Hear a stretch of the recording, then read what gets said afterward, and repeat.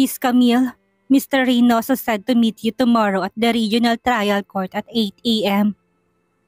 Mabilis na tumipa si Camille na ire-reply kay Mr. Noriega. Okay, pupunta ako Mr. Noriega.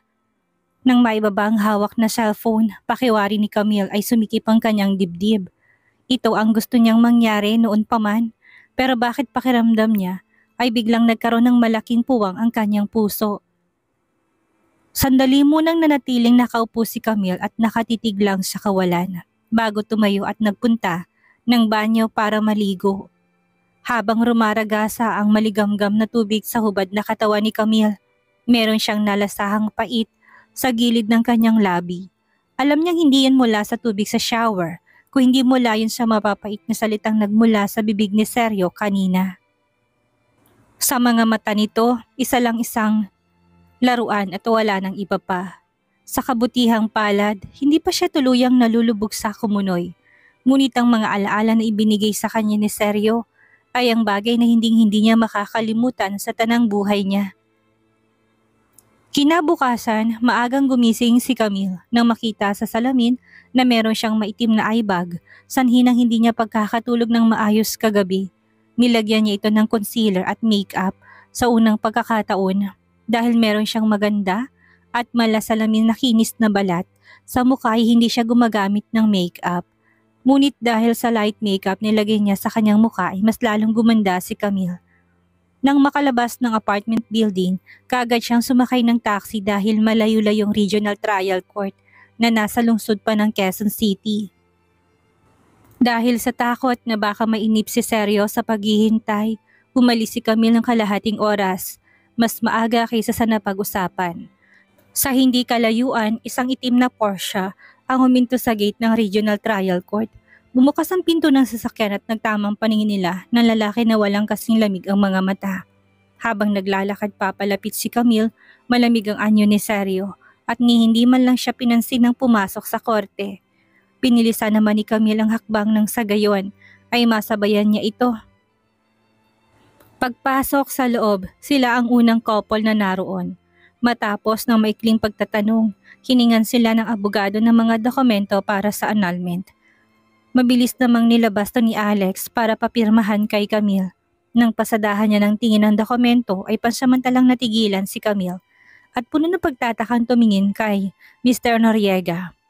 Mr. Noriega, mali yatang naibigay mong papeles. Ang terms kasi na nakasaad sa annulment paper ay makakakuha siya ng bahay at pera na nagkakahalaga ng 50 million pesos.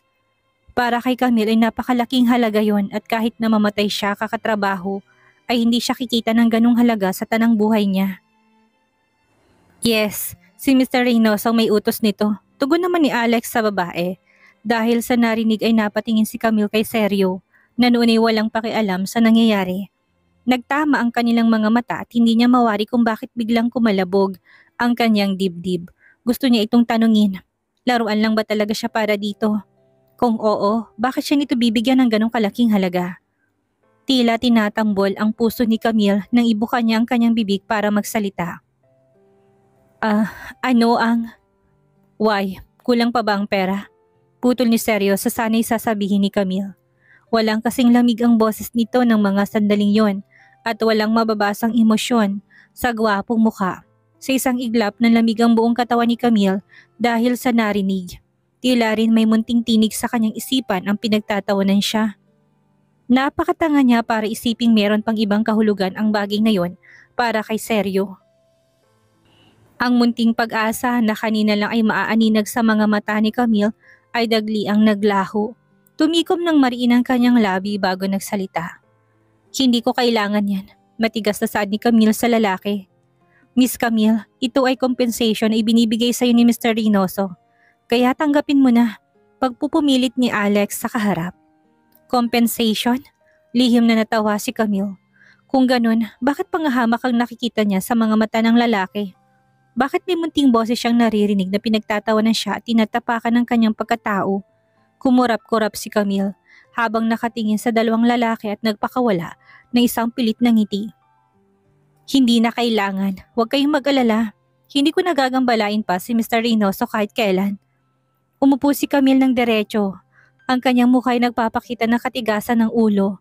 Sa pagtingin sa kanya sa sandaling iyon, parang hindi niya nais na magkaroon ng anumang bagay sa kanya. Dahil sa inasal nito ay nakaramdam ng iritasyon si Seryo. Mabuti naman tala mong dapat mong gawin. Ani Seryo na alam sa sariling kabaliktaran ang ibig niyang sabihin nito para sa kanya. Last night, sinadya pa niyang pahirapan ang sarili na hintayin ito sa ibaba ng apartment sa pag-aakalang hahabulin siya nito para magtanong tungkol sa nangyari. Sinabi pa niya sa sariling sa oras na gawin yun ni Camille ay patatawarin niya ang katangahan nito. But in the end, all she cared about was Elias Monsur. Ang puso at ang isip nito ay nakalaan lang para sa lalaking yon. Napakasaya nito dahil sa wakas ay malaya na ito mula sa kanya. Ayaw ni Camille na kanyang pera at ayaw na nito magkaroon pa ng ugnayan sa kanya. Ang nais niya ay pumunta sa ibang bansa kasama sa Elias at hindi na bumalik. At kahit na meron siyang 1,000,000 mga paraan upang pigilan siya mula sa pag-alis, hindi niya ugaling pilitin ang isang babae na manatili. Mayroon pa sanang gustong sabihin si Alex pero naudlot yon nang magsalita ang kanyang boss. Hurry up and do it, malamig na utos nito. Natutup naman ni Alex ang sariling bibig at saka nagmadaling i-reprint ang annulment paper. After all, ang lahat ng proseso ay naisumiti na at ang staff ay magbibigay na lang ng instructions sa kanila para sa susunod nilang gagawin. The formalities has been registered. Please come and get the annulment certificate after a 1-month cooling off period. Anang judge. Salamat po. Ani Camille sa katumayon at kinuha ang resibo. At bago pa niya namalayan, ang katabi niyang lalaki ay nakaalis na. Nang makalabas siya sa naturang gusali, hindi na rin niya nakita pang sasakyan ni Seryo. Naiwan naman si Camille na nakatayo lang sa gate at tulala dahil pakaramdam niya ay panaginip lang ang lahat. Maghihintay lang siya ng 1 buwan at makukuha na niyang annulment certificate niya. Sa panahong ding iyon ay tapos ng kontrata niya sa Debonair. Magkakaroon na silang dalawa ng magkaibang mundo. At naniniwala siya na balang araw, makakalimutan din niyang lalaki nagbigay ng mahalagang papel sa buhay niya. Naglalakbay ang isip ni Camille na sandali hanggang sa kinuha niya ang kanyang cellphone at nagpa-schedule sa isang riding app at nagbook ng taxi para sunduin siya. May trabaho siya ng araw na yon pero dahil importante ang kanyang lakad ay nagpaalam siya kay Miss Diane na malilate siya. Sa kabutihang palad ay pumayag naman ito sa kahilingan niya. Habang hinihintay ang taxi, isang red Ferrari ang huminto sa kanyang harapan. Kunot noong pinagmasdan ni Camille ang sasakyang iyon, subalit namutla siya nang makita kung sinong lalaking sakay noon ng ibaba nitong bintana. Dahan-dahang bumaba ang bintana ng mamahaling sasakyan na yon at lumitaw ang mapang-uyam na mukha ng gwapong lalaking kilalang-kilala ni Camille. Si Benedicto. Bahagya nitong nilabas ang kalahati ng mukha sa bintana ng kotse nito at nakangising nagsalita. Hey, anong ginagawa ng campus crush ng St. Clair University dito sa QC? Kagad na kumabog ang dibdib ni Camille nang makitang lalaki. Saka napatras siya ng ilang hakbang palayo sa kinaroroonan nito na may pag-iingat sa mga mata. In all of places, lagi tayong nakikita. Maybe this is called destiny. Ngising demonyo na wika pa ni Benedicto nang hindi magsalita si Camille. Saan ka ba pupunta? Do you want me to drive you? Mabilis namang napailing si Camille. Hindi na kailangan, nahintakutang sagot niya. Why? Nagkita na rin naman tayo dito. Bakit hindi mo hayaang i-treat kita? Sagot ko na. Gusto mo ba na bumaba pa ako dyan? Pagpupumilit pa ni Benedicto kay Camille, nanunibakas ang takot sa mga mata. Nang makita na pababa na si Benedicto sa kotse, ay nanayo ang balahibo ni Camille sa takot sa kamahigpit niyang hinawakan ng shoulder bag na dala. Matapos ng gulong nangyari sa kanya nitong huli, bumili siya ng pepper spray online in case of emergency. Sa kabutihang palad, ang taxi na nabook niya na kanina pa hinihintay ni Camille ay dumating na. Sa takot na baka kung ano pang gawin ni Benedicto, ay kaagad na kumaripas ng takbo si Camille papasok sa taxi. Hindi na nag-abala pa si Benedicto na sundan si Camille, pero na mapagtanto niya kung anong gusali na sa tapat niya ay napangisi siya. Nagpunta sa Regional Trial Court si Camille at iisa lang ang ibig sabihin nun. Nag-file na ito ng annulment. Lihim siyang natawa. Ang akala niya ay maghihintay pa siya ng matagal. Hindi niya akalain na iiwan kaagad ito ni Seryo Reynoso. Nang makarating si Camille sa Debonair at makaupo sa kanyang desk ay hindi pa rin mawaglit sa kanyang isip ang sinabi ni Benedicto noon. Maghihintay daw ito kung kailan siya pagsawaan at iwan ni Sergio. Ang akan ng Bancharas ay magpolitiko at kilala sa buong Luzon at ang tulad niyang mahirap ay walang binatbat sa lalaki. At sa oras na malaman itong tungkol sa annulment ay delikadong magiging kahihinatnan nun. Pansamantalang ibinaglit ni Camille ang mga iniisip dahil kailangan niyang tumutok sa trabaho. Matapos kasi ang gulo na kinasangkutan niya ay natambak ang kanyang mga trabaho kaya ngayon ay naghahabol siya. Sa mga sumunod na araw ay hindi na muli pang nakita pa ni Camille si Benedicto. Kaya nakahinga siya ng maluwag dahil doon. Nag-focus si Camille sa pagtatrabaho sa Debonair at pagdating naman sa gabi ay tumatanggap siya ng komisyon mula sa kanyang mga drawings. Umaasa siyang makakaipon ng kalahating milyon para ibayad sa pagkakautang niya kay Sergio. Dahil sa paraan lang yun siya tuluyang makakalaya sa lalaki. Biyernes ng hapon, halos matatapos ng oras ng kanyang trabaho na makatanggap siya ng tawag mula sa kliyente ng Debonair na dati na niyang pinagsilbihan. Sinabi nitong kailangan siyang makausap ng personal para i-discuss ang isang importanteng bagay. Dahil kay Camille inassign ng pakikipagkita sa mga kliyente ng Debonair matapos niyang mag-report kay Miss Diana at kaagad na rin siyang dumiretso sa meeting place na kanilang napag-usapan ng kliyente. Sa isang 5-star restaurant sila nagkasundong magkita ni Mr. Madrigal pero pagdating niya sa VIP room ay nagtaka siya nang makita na walang katao-tao doon. Nakutuban na agad ng masama ni Camille ng mga oras na yun kaya bago pa may mangyaring hindi maganda ay kaagad na siyang pumihit palabas ng kwarto. Subalit napaatras siya nang makitang bago pa niya pihitin ng pinto ay bumukas na yun at sumilay ang mukha ni Benedicto, nangiting aso ng mga sandaling iyon.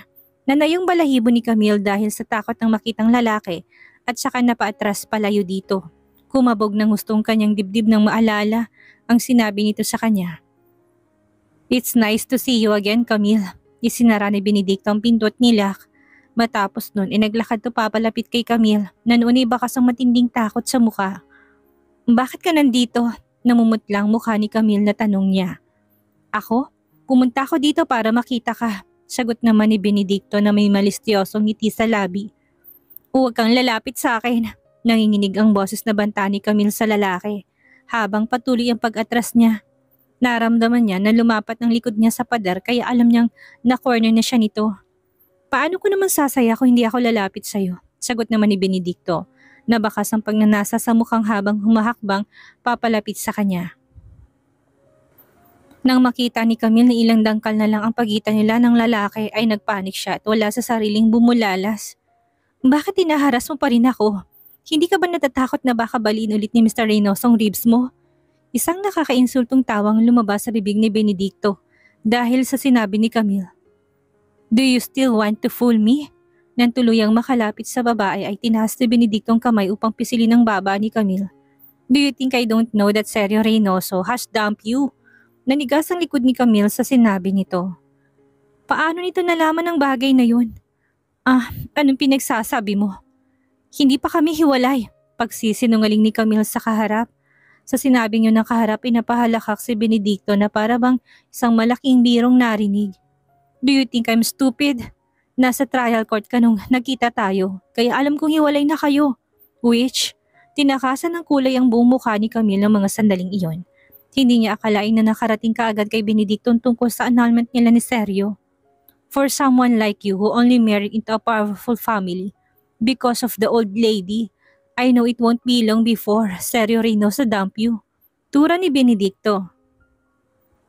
Ang lahat ng impormasyon na yon ay nalaman ni Benedicto mula kay Fedra. Matapos kasi na makancel ang kanilang engagement ay palihim pa rin siya nitong kinokontak.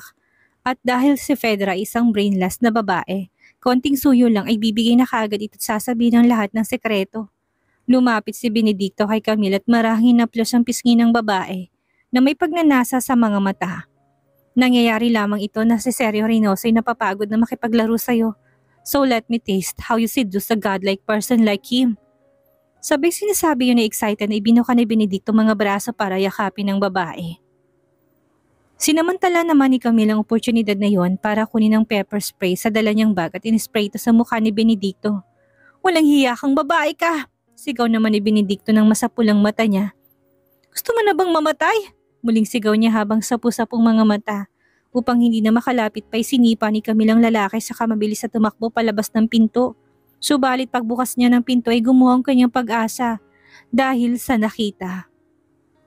Tinataga ni Camille ang loob hawak ng mahigpit ang pepper spray at nag-spray din siya sa mukha ng mga to dahilan para magkagulong dalawang bodyguard.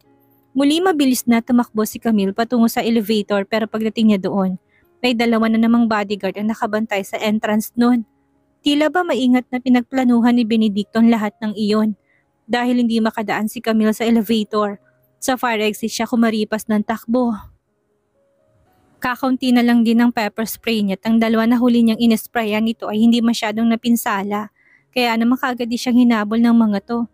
At bago pa tuluyang makapanaog si Camille sa hagdan ay kaagad siyang nahawakan ng dalawang guard.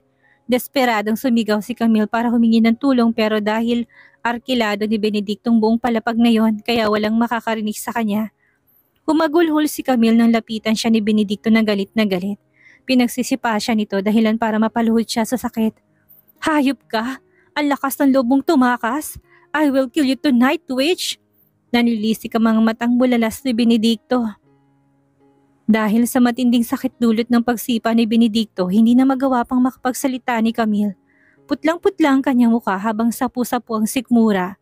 Sinipa rin ni Benedicto ang bote ng pepper spray na hawak ni Camille. Sa kagalit na, binalingan ng dalawang bodyguard at inutusan. Ibili niyo ako ng 100 pepper spray. Bilisan niyo! Okay, boss. Magkapanabay naman na sagot ng dalawang bodyguard saka mabilis na tumalilis. Nang makaalis ng mga tauhan ay muling binalingan ni Benedicto si Camille na may malademonyong ngiti sa labi. Humanda ka. Ipapatikim ko sa'yo kung gaano kasakit ang ginawa mo kaninang babae ka. Nanlamig ang buong katawan ni Camille. Dahil sa mga narinig, napakahayop talaga nito. Handa nitong gawin ang lahat para lang maisakatuparan nitong masamang balak sa kanya. Puno ng puot na tumingin si Camille sa demonyong lalaki. Napakawalang hiya mo talaga. Mapaparusahan ka rin sa mga kahayupan mo. Sa galit ni Benedicto ay malakas niyang hinilang buhok ni Camille sa kanalilisik ang mga matang nagsalita. Napakatalas ng bibig mong babae ka. It would be better if you just satisfied with me. Your shit mouth. Matapos sabihin yon ay dali-daling kinalas ni Benedicto ang botones ng suot niyang slacks sa kabinalingan ng guard na naroon. Lumabas ka at bantayan mong pinto. Utos nito. Yes, boss. Mabilis naman tong tumalima at lumabas para bantayan ng fire exit kung saan naroon ang dalawa. Since you like exciting things, play it for me here. Ngising aso na wika pa ni Benedicto sa kahinila patayo si Camille at tinapat ang mukha nito sa CCTV camera na nasa fire exit. Look, nakikita tayo sa CCTV camera. Kaya pagkatapos mo akong pasayahin ay kukunin kong footage. Malakas ang loob ni Benedicto na gawin ng kahit na anong gusto niya sa hotel. Dahil pagmamay-ari yun ng kanyang uncle. At kapag napakasamay na niya ang footage, mapapasunod na niya si Camille na parang isang maamong kuting. Pulang-pula naman ang mukha ni Camille dahil sa matinding galit sa lalaki. Nanilisik ang mga mata niyang pinagmasdan si Benedicto na para bang gusto niya itong kainin ng buhay. Witch, don't be stubborn anymore. Gagawin ko ang lahat para mapasakin ka. At pagkatapos ay luluhod ka sa mga paakot magmamakaawa. Saad ni Benedicto saka kinuha ang isang bote mula sa bulsa ng suot niyang pantalon at nilabas ang botelya na naglalaman ng kulay pulang kapsul. Marahas na pinisil ni Benedicto ang bibig ni Camille at sa pilitan na ipinapainom sa kanya ang pills na yon. Subalit na natiling nagmamatigas si Camille at hindi hinahayaan ng lalaki na mapainom sa kanya ang gamot. Dahil sa pagmamatigas ni Camille na ibuka ang bibig niya ay tila naubusan na ng pasensya si Benedicto. Kaya ang ginawa ng lalaki ay hinawakan si Camille sa leeg at mahigpit na sinakal habang pilit na pinapainom ang pills na hawak. Nagpupumigla si Camille sa ginagawang yun ng lalaki, pulang-pula ng kanyang leeg at mukha dahil sa pangangapos ng hininga at ang kanyang mga mata hilam na ang luha. Nandidilim ng mga mata ni Camille sa mga nangyayari. Ang labis na kawalan ng pag-asa ay dahan-dahang bumabalot sa kanya kaya wala sa sariling ibinuka niya ang bibig na noon ay hawak ng lalaki. Hanggang sa isang malakas na tunog ang narinig ni Camille na nagmula sa kung saan at sumunod noon ay tila ba may isang mabigat na bagay ang gumulong pababa sa hagdan. Nang luminga si Camille, ang kaibigang si Ami ang nakita niya na nakasuot ng delivery uniform at nahintakutan. Ito rin ang may kagagawan kung bakit nahulog si Benedicto sa hagdan. Camille, ayos ka lang ba? Tanong ni Ami ng daluhan ng kaibigan. Mabilis namang tumango si Camille habang bahagyang umuubo. Ayos lang ako. Maya may namutlang mukha ni Ami nang dumakong paningin niya sa baba ng hagdan kung nasaan si Benedicto. Nanginginig ang buo nitong katawan nang muling bumaling kay Camille. Camille, naiyak na saad ni Ami sa katinurong lalaking naliligo sa sariling dugo. Maging si Camille ay nahintakutan at hindi malaman ang gagawin nang makita si Benedicto. Hindi niya masabi kung buhay pa ba ito dahil hindi na ito gumagalaw. Maging ang dugo na tuloy-tuloy sa pag-agos ay hindi niya makita kung saan galing. Sa takot ni Ami ay napahagulhol siya habang nalalaki ang mga mata na nakatingin sa nakahandusay na si Benedicto. Camille, nakapatay ba ako? Namumutla ang mukha ni Camille ng mga sandaling iyon. Ang kanyang mata ay magang-magarin dahil sa kakaiyak. Ang kanyang buhok ay magulo, habang ang damit naman ay punit-punit na para bang pinuwersa tong sirain. Kasalukuyan siyang naroon sa Metro Manila Police District at nasa interrogation room at kausap ang mga pulis na dumakip sa kanila ni Ami. Miss Asuncion, kailangan mo lang pirmahan tong transcript at makakauwi ka na. Anang lalaking police officer kay Camille. Kinuha naman yun ni Camille na nanginginig ang kamay sa kadinampotang ballpen na nakapatong sa mesa. Pero kaagad din siyang natigilan ng maalala si Ami. Sir, paano naman pong kaibigan ko?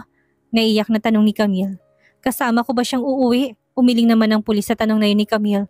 Ang biktima na si Mr. Badjaras ay kasalukuyang unconscious at si Ms. Del Rosario ay primary suspect ay hindi pa siya maaring makauwi. Anong sabi niyo? Anong suspect? Bakit magiging suspect ang kaibigan ko? Hindi makapaniwalang tanong ni Camille habang umiiyak. Paano naging suspect si Ami at si Benedicto naging biktima? Sir, paulit-ulit kong sinabi sa inyo. Pinagtangkaan akong pagsamantalahan ni Benedicto at si Ami ang tumulong sa akin. Malinaw naman na self-defense lang ang ginawa niya kaya bakit niyo siya ikukulong? Miss Asuncion, nagpunta na rito ang lawyer ng mga Badjaras at nagpaliwanag. Naglabas doon ng mga ebidensya na may relasyon kay ni Mr. Badjaras. At normal lang naman na magkaroon ng hindi pagkakaunawaan ng magkasintahan. Pero matinding ginawa ni Ms. Del Rosario sa biktima. At kung mamalasin baka maging lantang gulay na si Mr. Badjaras. Ang gusto ng pamilya ng biktima ay panagutin ng kaibigan mo sa nagawa niya at sampahan ng attempted murder.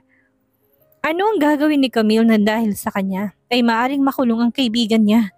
Saan siya hihingi ng tulong para mailabas sa kulungan si Ami? Yan ang ating aalamin sa susunod nating kabanata.